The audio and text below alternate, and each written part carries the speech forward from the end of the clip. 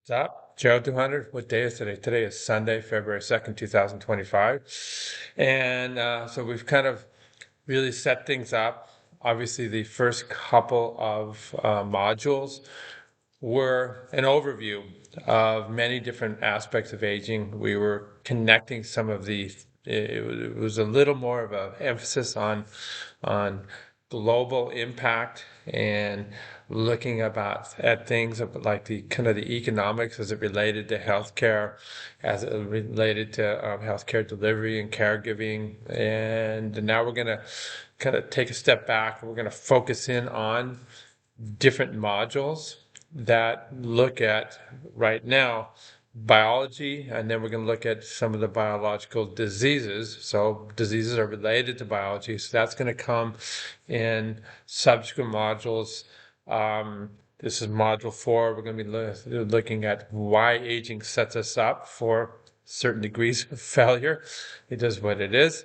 And then we're going to look at individual diseases like cancer. And module 5, we're going to look at vascular disease as it relates to failure of individual organs. So we'll look at heart disease and kidney disease, how vascular disease is related to diabetes. Okay, so there is a certain amount of choice. You see, I'm doing this in the morning, so we get these weird kind of reflections like that. It's like I have a laser beam in my forehead right now. Okay, and and then we're going to kind of relate that to some of the changes that happen. In fact, as the sun is moving as I'm recording, it's changing my reflection pattern. Let's see if I can get out of here. No, that's worse. Okay, I got to get, it's about right here. That's okay. That's why I have this look in my face, okay? And then we'll look at Alzheimer's disease and how many aspects of diabetes and vascular failure can set you up for the inflammation that leads to dementia. All right, so that's what's going on. So for those of you that are new, Julia has been corresponding with you quite a lot about catching up. This is your readout right here. You know what you got to do. Okay. We have readings quiz 1 and 2. Okay. We kind of had flexibility out of the blocks with the first 3 weeks because so many of you were adding, but now we are very rigid about what is due. So we see right here, this is due February 3rd, this is due February 10th, this is due February 10th, okay? I'm in week 4 right now, okay? And like I said, today is, I'm gonna look at February 2nd, okay? And as a result, these are going to be done a week later. You see, this is coming down the pike. Okay, this is your first writing assignment. It's kind of fun. You go out and gather data from one of the really amazing websites that you can use in your business world someday. Marketing, it doesn't really matter. Our world in data has so many resources, and for studying trends in aging, which is super important for you guys someday, because maybe you're going to be a decision maker. You're going to study sociological trends, like we say, we looked at generations and things like that. And from those trends globally, you're going to be able to make predictions in terms of how to make the world a better place. Okay, somebody will hire you as a consultant, and they'll say, okay, how do we deal? Okay, and that's what that's all about. All right. Awesome, awesome, awesome. All right, so this was last week's lecture on generations.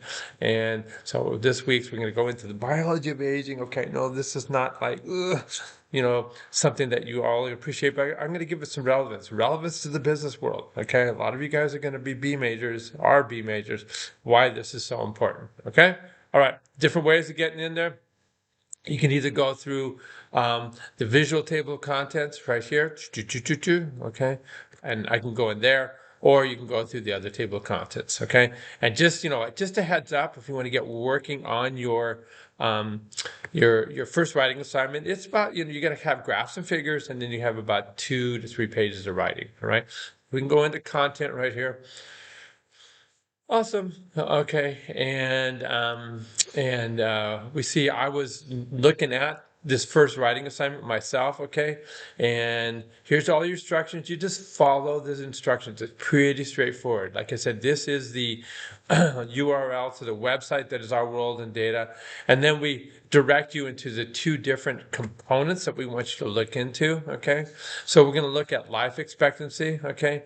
And then we're going to do what's called a dependency ratio. We're going to look at how many young people, how many old people there are, looking and compare that to the working people, because when you get older, when you're even right now in your 18s and 20s, you're still financially dependent, okay?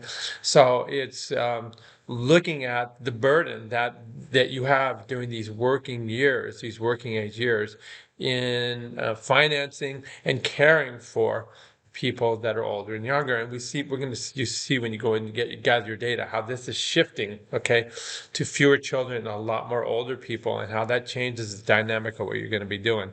You compare different countries, and that's the whole goal of this. You're going to look at the U.S., okay, and then we ask you to look at one other country, and then choose a developing country, and you can see how this transition is changing. A lot of these companies that we see here are not very global business oriented. Okay, they're more manufacturer based and more agricultural, rural, and so you're going to see differences in the dynamic of this dependency ratio. Right? That's what it's all about. You come down here. And what do we see? This is the rubric that we use to grade. So you just, when you're writing your paper, you got to just check these boxes, okay? If you don't do this, okay, one developing, U.S. and another country, then you're going to miss points here, all right? You're gonna collect this data, life expectancy, and then you're gonna look at this ratio, this dynamic of working age to dependence right here, right? Also called the dependency ratio, okay? If you don't do that, you're going to get messed up. You're going to look at trends. What's happened over the last 50 years? You don't do that, you get points docked, okay? And then why are these countries different? Okay, well, the U.S. has transitioned to a much more urban society.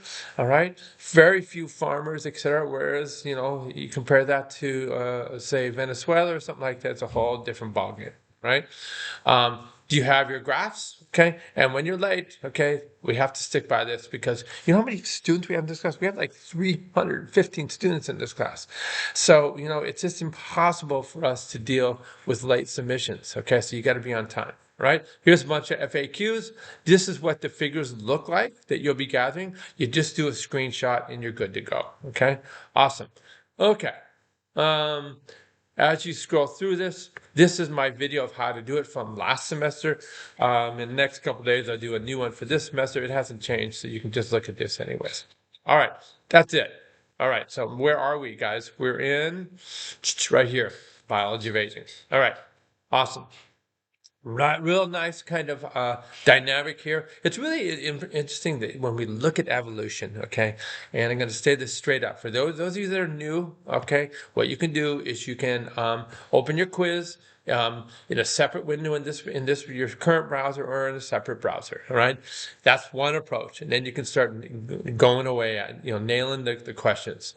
You can do this together as teams. The bottom line is we have pools of questions, 20 to 30 questions, and then we have right here we have Desi. This is for you guys that are new. This is Desi. Desi. All right, that's my boy dogs. Yeah, shake it off. And then we have girl dog too, and her name is Lucy. Both German Shepherd pointers. Okay, so yeah, there are pools of questions at maybe 20 to 30 questions, and you're only going to get 5. So we shuffle them like a deck of cards. So you're going to get different questions. Same drill when it goes into the midterm and the final that we'll talk about later. All right, going back to evolution here, okay? So we've been humans 2.5 million years, okay? And really we're just designed to survive, have kids, okay? And then we'll push through these traits that we have, me and Julie, onto our kids that will hopefully benefit them to survive in the current world, whatever that world is, okay? And it meant that it was pretty tough back there. The first 2.5 million years minus maybe 150, really minus 100 years, things were far different. We didn't live that long. And so, man, we were reproducing like bunnies, okay? Early. So right now, you guys in your 18 to 22 years of age, you should seriously have about 4 kids each. Okay, that's what biology says. Okay, we stick around long enough to hopefully make sure our kids survive, and then you start accumulating, these damage, so that in the relay race to longevity, there's going to be a lot of people that are going to fall by the wayside. I'm a classic example of this. I should not be around. Okay, I've had 7 sports-related orthopedic surgeries. Guess what? I'm going to have an 8th. I'm going to talk about this, today, and also later on. Okay, by coming up lectures. So I have 60 years of surfing, and my neck is given out. So I'm going to actually have a fusion surgery where the vertebrae are fused. They remove the disc. They put in bone grafts. That's happening February 13th. All right. So I'm going to be banging out these lectures. Julia's, of course, an experts class. She'll kick in, and as soon as I can start talking again, because they move my esophagus around and they move my trachea around, I'm gonna be hammered for a couple weeks. Okay, I'll be back in the game. All right, and hopefully back surfing. But the reality is, we're not supposed to survive. Julia's been fighting her leukemia. She's 62 years of age. Our ancestors, even 150 years ago, you're gone. Okay, so anyways. So that's when we see all these changes that happen. It's because we really weren't designed to last to 60, to 70, to 80. Okay, we were designed to last to maybe the mid 40s, where your young kids, okay, became adults. They're on their own. You're gone. All right, awesome. So these are all the different aspects of aging that we're going to look about. So we'll look at each of these components. It's a great graphic. Okay. With each cell division, the caps on your chromosomes get shorter and shorter, and that means subsequent cell division, me making new skin. See how saggy my skin is? Me making new pipes, my vasculature, on and on and on. It gets slower and slower and slower. Okay. In addition, these caps on the end of my chromosomes, they protect my DNA from getting mutations that can lead to cancer, or just mutations so that my proteins don't work as well. I get all screwed up and I die. All right. So this relates to this. This is kind of the blind man and the elephant story, where all these different scientists are finding all these different aspects of aging, and collectively they kind of individually explain components. Okay. We'll talk about how diet can influence the rate of aging, right? And it all has to do with if there's no food around, then what we're going to do is we're going to protect our genes, okay? All righty? And if you don't do this, then you accumulate problems. All right, so that's what this is all about. So my lecture video is going right in here. This is a reading assignment, okay? And then we're going to relate these problems to something that's totally relevant to you, and that's reproduction right here, all right? So let's go right into this, okay? I want you to think about reproduction. Like I said, you know what? Here's the reality, okay? We chose reproduction because I know reproduction is all in all of your minds right now. Shoot, you're 18 to 22. That's what we're built for, all right? All right, but reproductive aging affects both men and women. All right, so just remember that, okay? You're aware of women, you have decreased fertility with age. It's a big deal. We, went through this, and it's tough because, it wasn't like our ancestors from 2.5 million years ago, or even 200 years ago, were thinking about, God, I want to get my career together so I can get a Tesla, so I can go to France and Indonesia. I want to get a nice house, That wasn't the drill, okay? 200 years ago, okay? It was like go time. We're gonna make kids as soon as we find our mate, and it's all good, okay? But now we all delay the whole thing. Nobody gets pregnant. We have birth control, both men and women, okay? And you start thinking in your late 30s, I'm good to go. Maybe I'll have a kid, okay? All right, but guess what happens when you're a dad, okay? My first child, I was 39. My second child, I was 45. Okay, these problems become much riskier when you're over 40. And it's not like a light switch. It goes up and up and up and up and up. Okay? Like I said, by age 21, you guys right now, you should have 2 to 3 kids already. It is what it is. Okay? Alrighty. So we're going to go through this fertility concept. Right? So this is just showing both men and women there's this issue, okay, in terms of, well, we're going to talk about the capsid chromosome. It's one aspect of aging that was observed, okay, and as your telomeres shorten, okay, it affects your fertility, okay. You're going to have less eggs pushing through your ovaries, okay, and you see the telomere length is decreasing dramatically from 21 to 39 years of age, okay.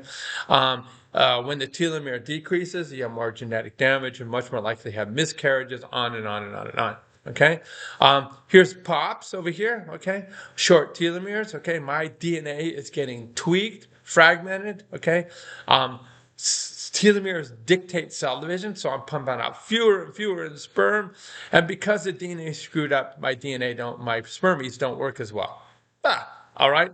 Both of those are problems, okay? So this is a really cool article, okay? This is taken from The Conversation, all right? So you can access it by going right here, all right? And it talks about fertility dropping off the cliff, okay, which it does, okay? You can access it by clicking right here as well. All right, so you choose. All right, so we made both of those links. Right, and in that article, okay, what they do is they're looking here at, and you know, like I said, it's not just women, but this particular article is looking at women. Okay, and we see here that you know, here you guys are in your prime, and this is the number of births per 1,000 women. All right, and you see it just plummets. Okay, right here. Okay, what's that? And you can see right here, many of you are going to get your careers in order, and you say, okay, I'm ready to rock. But look at that, man. You've lost about half, maybe 60% of your likelihood of getting pregnant. Okay, and what do we see at the same time? Okay, because of the changes in the telomeres and because of changes in the DNA in the eggs that are being produced, you're much more likely to have miscarriages, also called spontaneous abortions. This also goes with, you know, cell division in your uterus. Okay, when you're forming that placenta, it's not like it's there. You have to have cell division, and because our stem cells, okay, are losing those telomeres, right, they are less able to have the cell division to produce the adequate nest for the child to grow in, okay? Kind of like a bird nest, all right?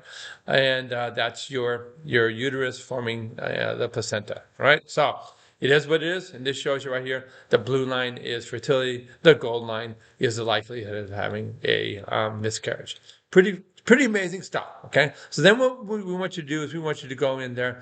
You guys are all going to be in this situation, okay? So I mentioned, you know, first child when I was 39. Okay, Julie was 33, right? So we're almost 32, 33. I'm almost 7 years older than her. Our second child, she was 39. And for our second child, we had to go to higher levels of science. Exactly this right here. So we went and saw a fertility specialist, okay? And she went through all this, okay? Guys, you're just kind of along for the ride, but you, again, part of the problem is you because of everything we talked about here with our sperm not functioning well, okay? So we tried and tried and tried, could not have a second child, so we went and saw a fertility specialist. And so you can go check out this website right here. I'll tell you what we did go through, okay, is that she went through a bunch of treatments to increase her yield of eggs so that when dad's sperm was there was a greater likelihood of fertilization. She became what we call a super ovulator, okay? So what you do, what's happening is there's always this communication between your brain. This is, believe it or not, the base of your brain right here. And your ovaries if you're a woman, okay? And so what happens, okay, is as estrogens rise, okay, as your egg is cycling through right here, so there's you have a number of eggs. This just shows one, but you have actually multiple eggs that will cycle through, and as they grow, these cells start pumping out the estrogen, and then as the estrogen comes up here, okay, it affects the brain, okay, to this point, okay, that that you're going to stimulate the release of this hormone that causes this release of this hormone. This is your pituitary. You go from the follicle stimulating hormone, but when the estrogens are super high, you release this thing called the luteinizing hormone that causes the burst. The egg goes down the tube, the fallopian tubes, into your uterus. If there's a spermie guy there, you're freaking pregnant. Okay? Awesome. What we can do is we can fool the system. All right. This is clomiphene. Clomiphene inhibits the actions of estrogens. Okay. And so what's happening is then you continue, because the estrogens, when they get high, cause this guy to go through to burst. Okay. But you need this guy. All right. From high estrogens. We're going to fool the system, and you just keep pumping out this guy more and more follicles. So instead of having one, you have 20. You're a super ovulator. Your ovaries feel like grapefruits. And that's what Julie told me it felt like. Okay. And then, okay, you stop the clomiphene. This guy gets released. And instead of releasing one egg, you release 20 eggs. And this is how, people have multiple births. They have quadruplets, etc. Right? All right. Cool. So that's one method. And this is a method actually you test. How well a female's eggs are being pushed through. It's a clomiphene test, and you just look at how many eggs are being produced using ultrasound. Okay, awesome. All right, so that's one way. Okay, the other way is we can actually inject you with these hormones. Okay, bypass this stuff and just inject you with a needle with these hormones to get the same drill. All right. All right, so that's phase 2. If this doesn't work, then this is phase 2. All right, phase 3 then is in vitro fertilization, where, and this is what we ultimately had to do. We went through all this, okay? My son's baby, I like this, there's a petri dish. That's how his baby pictures start, okay? We have 8 embryos, 8-cell embryos, okay? One of them is him. We don't know which one, all right? So you take out the eggs, okay? You fertilize them from me, okay? You grow them in petri dishes, and the cells divide, forming the embryo. Then you grab that embryo, and you stick it back in mom, and hopefully it sticks. And that is a limiting factor. Hopefully it sticks to the side of her uterus, all right? And forms the placenta forms, and is game on. All right, so this is all about in vitro fertilization. This is right here. Again, this article showing dad's age. Okay, these are just different variables right here, but you see the base, the upward trend, the big one right here. The triangle is the one you're going to look at, and you see it as a function of dad's age. This is the likelihood of cognitive and mental health problems happening. The only thing that declines is grades. Okay, all righty. So this all shows you that dad's age is a big deal. That's your discussion. Think about it, guys. I'm sure you haven't been thinking about it, but it's real. Okay. Now we're going to go into the theories of aging and see how this all works out. First of all, okay, we have right here. It's a really cool video, okay, and it reviews certain features of aging, okay, and I kind of go through it right here. All right, so they're going to talk about some of the advances, okay, that have happened, okay, and related to what maybe is a factor that we can change, okay, and that would be overnutrition. All right, and we look at some of the diseases of developed countries, okay? These are countries that got it going on, like the U.S., okay? Like France, etc., on and on. But really more, this is a U.S. problem because our diet sucks so bad, okay? And so we see that obesity is a big risk for cancer. Obesity is a big risk for diabetes, okay? And obesity and vascular disease related diabetes is a big risk for Alzheimer's, okay?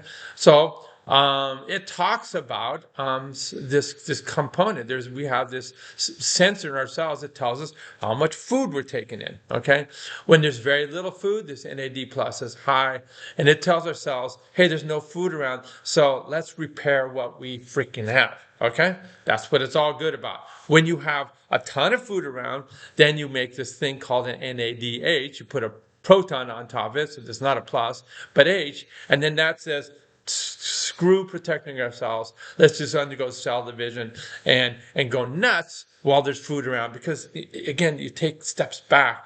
think about our ancestors, okay? 2.5 million years ago, we might find some food, and we would just purge, eat. That's time to grow and have cell division. And then you might go 2 weeks with no food. All right? No food, it's time to hunker down and protect what we have, repair the DNA, and just keep things going. All right? Fast forward to now, we have unlimited food all the time, so we don't ever fast. That's why fasting is all the craze right now, because we're trying to replicate what happened in us. If you don't ever fast, you don't ever repair, and then you set up a problem with this. Plus, obesity releases all these hormones and is very, very.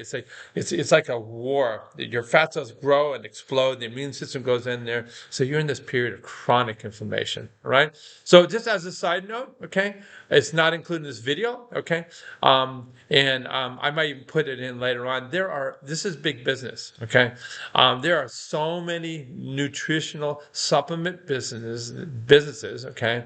That are really snake oil, okay, that play on this concept of changing this, right? Just activating this nutrition sensor. Psyllium Health is one of them, okay?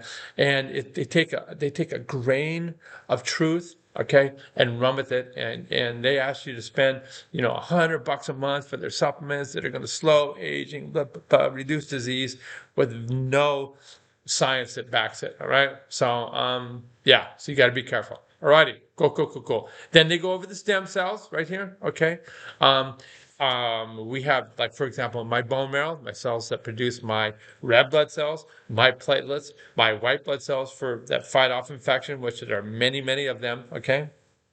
And right now in your bone marrow, okay, your bone marrow is about, say, 90% full of stem cells, ready to rock, because you're making 400 billion new blood cells every single day, okay?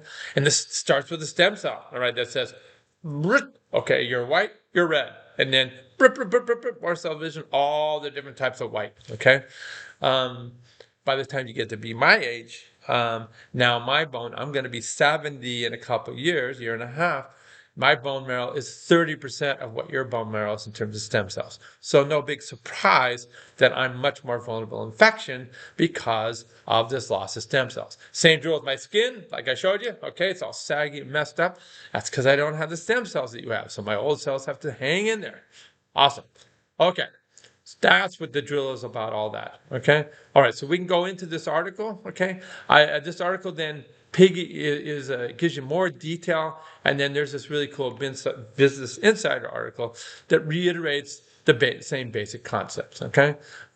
This one's kind of thick, so I'll just kind of walk you through it real quickly. All right. So, theories of aging. We're waiting for a new publication coming out from the National Institute of Health. Who knows with the new presidency, if the National Institute of Health is going to be able to provide this kind of information anymore. We'll just go with it. Politics are just strange, all right?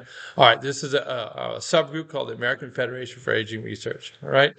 Okay, so aging theory, okay? Is it going to say, how do we age, or why do we age? Why do we age? These are two big philosophical factors. We really are going to get into this right here.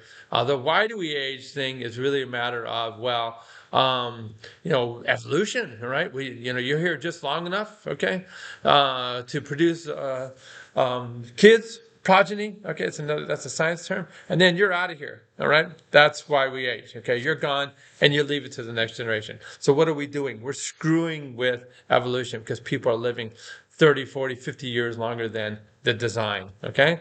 All righty, cool. Now, how do we age? Once we figure out that, then maybe we can improve health and slow the aging process, all right? So that's kind of all this. So there's a big focus on how do we age, and it talks about it in this article, okay? Can we modify the course of aging, all right? So I'm going to reflect upon this at the very end, because this is where, again, big business comes in, okay? So if you look at, we're going to talk about Altos Labs, okay? Funded by Jeff Bezos, okay? Mark Zuckerberg, okay? And then we're going to look at, you can't be outdone. All right. So we're going to look at the company that that Elon Musk has found. Okay, separate company trying to tap into this anti-aging research, so they can sell products, make a lot of money, and also these guys want to live forever and be young forever. All right. All right. So what have we shown inside? One of the first things we showed is calorie restriction. So this is like this whole intermittent fasting thing, okay, where it comes from. The reality is, okay, if I have the easiest thing to study early on, a lot of you guys may not like this, but we can study rodents, okay, rather rats. Mice are even better because we can genetically mess with mice. We can manipulate their genes, okay? But basically, you put a pile of mouse chow and let that group of mice eat as much as they want. So what do you think they do?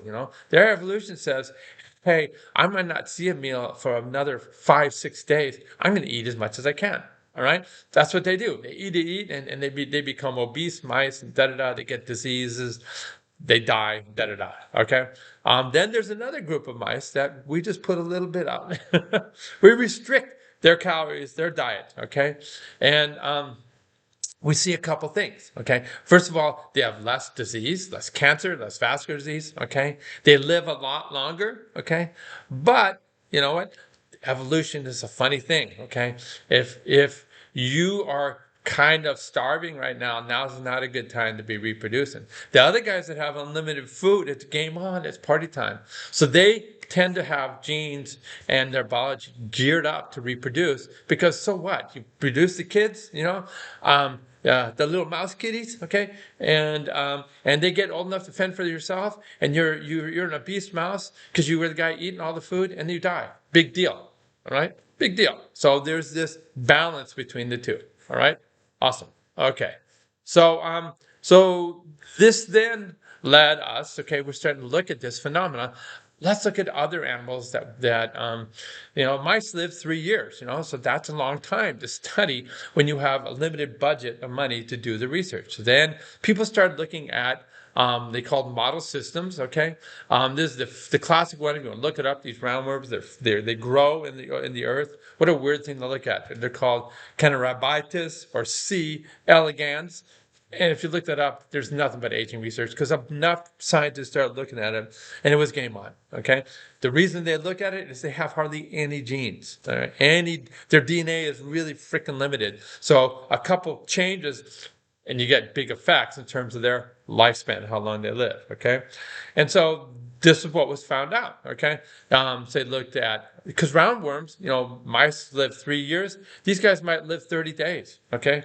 20 days, right? Same drill with fruit flies right here, okay? So they were easy to look at genetically. And like I said, these guys are more, they're mammals like us. So you try and find the genes in them that relates to the genes enough. And there's a lot of carryover. One of the big ones they found is when you eat nothing but food all the time, these two hormones get jacked up. Okay, insulin.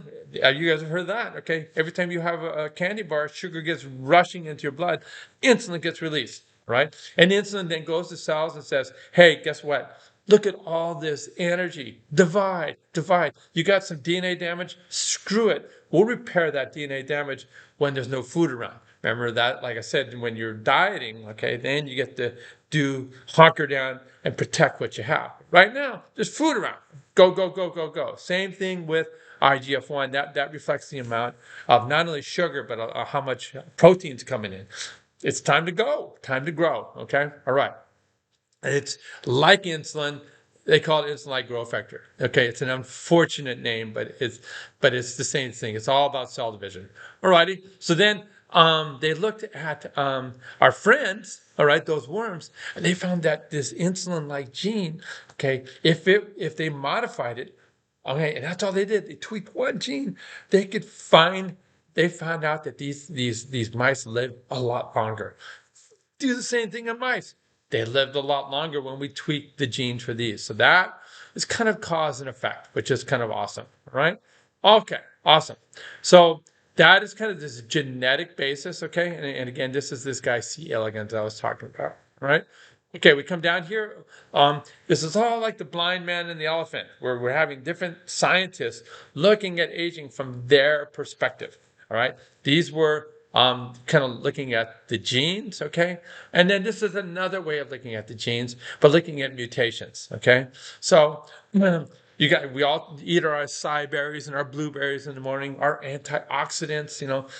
We buy into that stuff. Why is that? Okay. Because what happens as we get older, things get oxidated. Okay.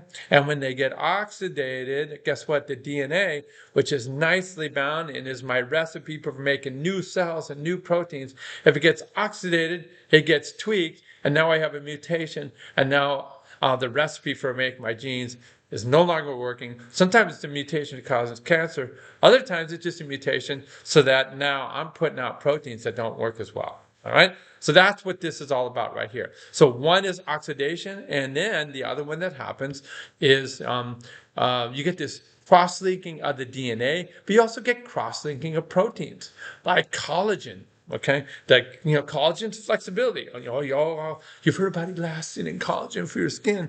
It's in your arteries too. Okay, that's going to cause problems in terms of high blood pressure, etc. All right, atherosclerosis, the hardening of the arteries. Okay, alrighty. And so one of the big cross-linking findings is not only oxidation, but when you have high levels of glucose, all right, here's a fancy word for glucose, glycation, it binds to proteins that don't work as well, all right? It's a bummer, all right? So all this cross-linking is no good. So there are new drugs in development to prevent cross-linking. So hopefully we won't have some of the, say, vascular problems and genetic problems that are a result of this aging process. Okay, all right. So why do we even have aging? Okay, so this is a weird concept, right? So this is senescence theory. Okay, on natural selection. All right. I don't know if I buy into it, but I think it's just that we are put out there to get big and strong and healthy and have kids starting at 16, 17, 18. What is what it is. Okay. Um, and then you're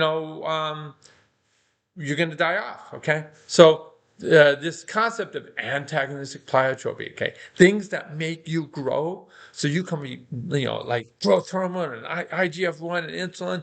If you're more aggressive and you get bigger, you're going to have better reproduction. But down the line, because modern man will fix your heart disease and fix your cancer, okay, on and on and on down the line, those same genes that were making you badass are going to set you up to have problems later on down the line, right? So that's the basic concept of that. Here's a classic gene right here, P53. Okay, it has antagonistic pleiotropy effects in other ways. Okay, P53 protects you from cancer. Okay, high levels of P53. That's a good thing. Okay. But so what it does is it's a kill switch. You are a weird looking cell, we're going to kill you. Boom. You're a weird looking. That's good for cancer. What if I had a weird looking cell up here in my brain? That's actually not that weird. It's just like a little tweak happened. Okay, we're going to kill you. So there you go. All right. So people that have high levels of P53 have low cancer because you're doing kill switch on these cancer cells, but they also have more cognitive problems than Alzheimer's disease.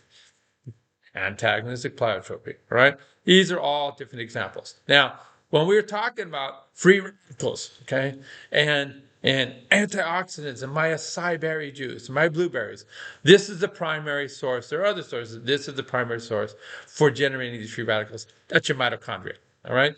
And so they release these free radicals. They cause the mutations, okay? And so this is, again, blind man and the elephant, all right? But we look at DNA mutations as a result of bad mitochondria. We produce new mitochondria every 10 to 20 days in our cells. Guess what happens when we get older? All right. Remember the cook station, the DNA, the recipes. It's getting more and more tweaked. So my mitochondria sit out there longer and longer and longer. Their exhaust pipes start spewing out these free radicals that cause oxidation, and it just becomes this downward spiral or snowballing effect where things are going to go south. All right. Alrighty, that's it. This is the neuroendocrine theory. Again, I already talked about this. It's this concept of when times are good, you're eating too much food, then you're going to be driving the crap out of the system that have cell division where you don't repair anything. because the concept is biologically, I'm not going to have any food for 2 weeks because I'm a hunter-gatherer. Okay, we screw with that though when we look in here in the United States with unlimited food all the time. So you never do any DNA repair and never ever fix that pathway. That's what this is all about, right? Here's the oxidative damage. I already told you about that. Okay, and different people looking at the same thing. Okay. And then there was this concept of the senescence in cell division that was related to the very tips of our chromosomes in every single cell. Okay, now not all cells undergo cell division, so we're just looking at those. But with each cell division, the telomere goes doot, another cell division, doot, doot. Okay, now sometimes it gets put back on, and in cancer it gets put back on huge. So you have crazy cell division, right?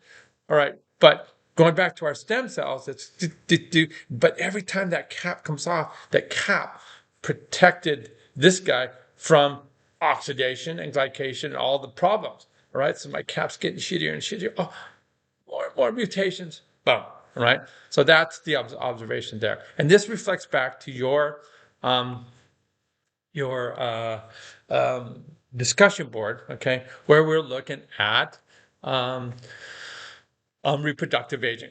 All right, awesome. All right, very cool. So this kind of goes over all this. All right, these guys shorten. All right, the telomeres, less cell division, and more prone to DNA damage. When you have DNA damage, genes are the recipes for making new proteins. It's just like, going to your cookbook and opening up the cookbook, and there's a recipe to make whatever jambalaya or whatever you're going to eat. And if you don't have the right recipe, the jambalaya is going to be crappy. And so here it is, bad recipe because of the damage. The proteins don't work as well. The cells freaking die off. Okay? Alrighty. And then this is then modulated by our metabolism and aging. So you eat too much food, all right, you're going to have problems. And then, like I told you, with this, we get exhaustion of our stem cells. So then I'm not putting out new cells.